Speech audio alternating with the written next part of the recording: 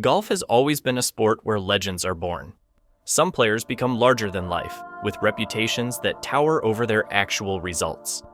From Hall of Famers who padded their resumes with minor events, to players whose personalities and marketing outshined their games, golf history is filled with figures who didn't quite live up to the myth. Today, we're pulling back the curtain. From social media stars to Ryder Cup icons, from next big things to serial heartbreakers, these are the most overrated golfers of all time. And trust me, some of the names might surprise you. What if I told you that one of golf's most recognizable faces, with endorsement deals worth millions and a fan base that turned every Sunday into a sea of orange, actually has fewer PGA Tour wins than Pat Perez? That's the Ricky Fowler phenomenon. 6 PGA Tour wins in over 300 starts.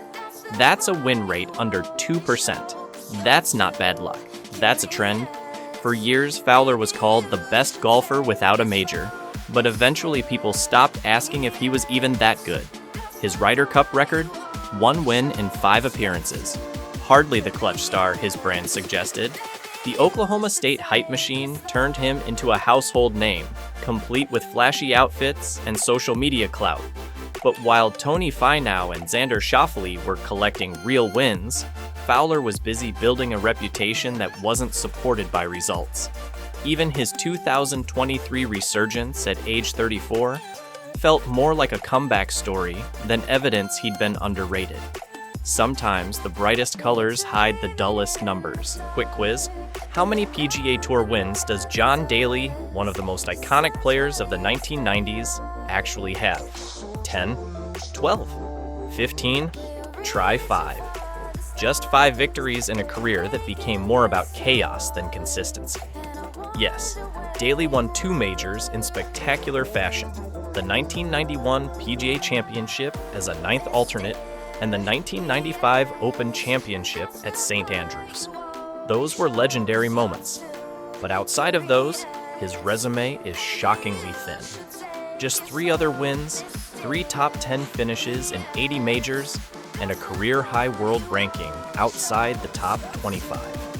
Daly's legend was never built on results. It was built on personality. The long drives, the Diet Cokes, the casino nights, the wild outfits. He turned golf into performance art. And while fans adored him, the truth is simple. The myth was far bigger than the man with the clubs in his hands. Davis Love III, the Participation Trophy, Hall of Famer.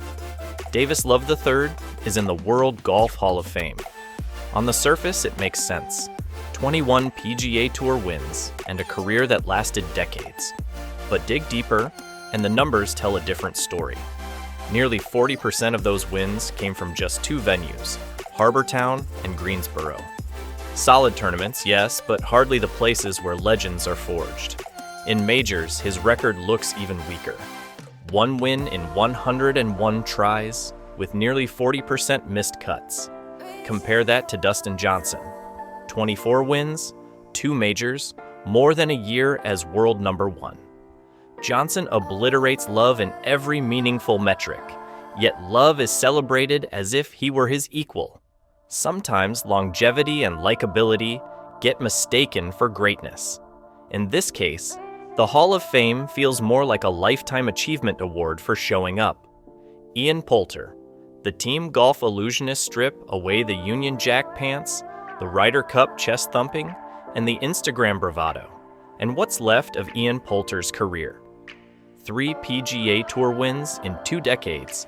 That's it. Poulter built his legend on team golf, earning the nickname the Postman for always delivering in Ryder Cups. And to be fair, his record there is impressive. But individual greatness is a different standard. His peak world ranking was 5th, but he spent most of his career hovering between 20th and 50th. No majors, just 8 top 10 finishes, and a record that pales next to European contemporaries like Henrik Stenson or Martin Keimer. The truth is, Poulter's brand, the clothes, the passion, the celebrations, was bigger than his ability to win alone. Team golf made him famous. individual golf revealed the limits of his game. At 15, Michelle Wie West wasn't just the future of women's golf. She was marketed as Tiger Woods in heels, endorsement deals worth millions, magazine covers, endless hype. The world believed she would redefine the game, but the results? Just 5 LPGA wins. One major, the 2014 U.S. Women's Open. Injuries played a part, yes, but her contemporaries still managed far stronger resumes. Inbee Park won 7 majors. Lydia Ko became world number 1 and collected multiple majors before 20. Even under-the-radar players like Stacey Lewis ended up with more decorated careers. Wie's impact on inspiring young girls was real, but in terms of dominance, she never came close to fulfilling the prophecy. Sometimes the weight of expectations crushes even the most talented. Ben Curtis, lightning in a bottle. In 2003, Ben Curtis walked onto the links of Royal St. George's, ranked 396th in the world, and left with the claret jug. It was one of golf's greatest Cinderella stories, but fairy tales rarely repeat themselves. Curtis won just 3 more PGA Tour events in the next 15 years. His world ranking slid steadily, and his major record after that miracle? Just 2 more top 10s. The sad truth is that Curtis spent a career trying to prove his win wasn't a fluke, but never quite succeeded. Lightning struck once, and then it left him behind. Sergio Garcia.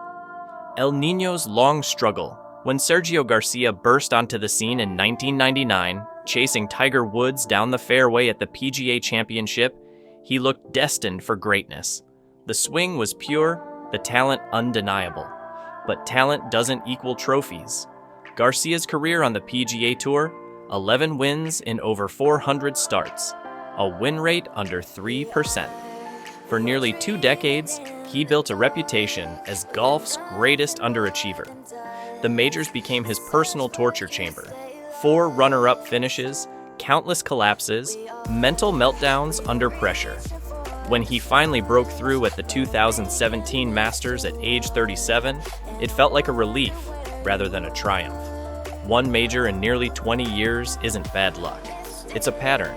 Sergio Garcia showed us that brilliance means little if you can't deliver when it matters most. Tom Weiskopf, the self-sabotaging genius.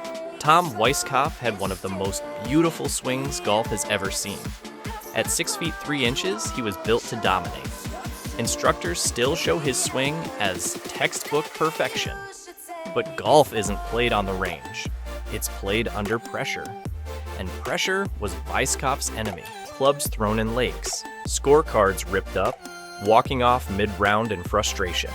He set impossible expectations for himself and then crumbled under them. His record? 16 wins and just 1 major, the 1973 Open Championship. At Augusta, he famously finished runner-up 4 times, each loss more painful than the last. Weiskopf's story proves that talent without control isn't greatness, it's frustration. Lexi Thompson. Distance without finishing power.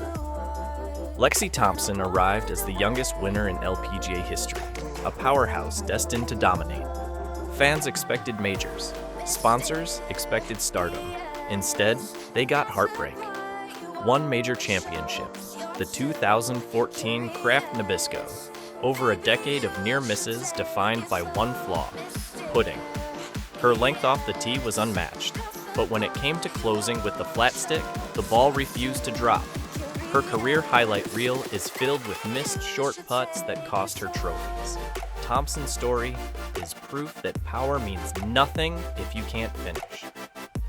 Greg Norman, the king of collapse. Few players have ever looked more dominant than Greg Norman. 331 weeks at world number 1. A swing that intimidated everyone. But greatness isn't measured on Thursday through Saturday. It's measured on Sunday. Norman's major record is infamous. The 1986 Masters collapse. The 1996 Masters disaster, where he blew a 6-shot lead to Nick Faldo. 20 top 5 finishes should have translated into more than 2 majors. Instead, they became evidence of a career defined by choking under pressure. Being world number one doesn't matter if you can't prove it when it counts. Norman was golf's ultimate example of brilliance undone by nerves.